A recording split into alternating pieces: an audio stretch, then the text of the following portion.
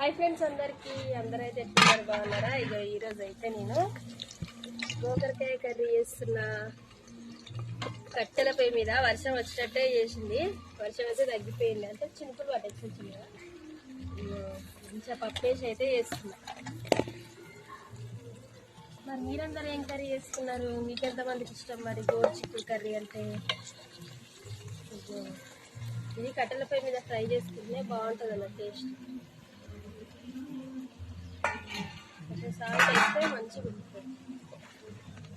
ఇంకొకటి, ఈ రోజుకైతే మన యూట్యూబ్ ఛానల్ స్టార్ట్ చేసి 1 year అవుతుంది. చిన్నోడు పుట్టిన బర్త్డే అయిపోయింది కదా, తెల్లారి నుండే మేమైతే స్టార్ట్ చేసాం.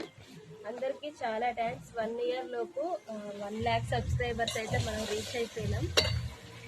సపోర్ట్ చేసిన ప్రతి ఒక్కరికి అయితే చాలా చాలా థ్యాంక్స్ ఫ్రెండ్స్. ఇట్లనే సపోర్ట్ చేస్తూ ఉండండి. ఇంకెలాంటి వీడియోస్ కావాలో కూడా చెప్పండి.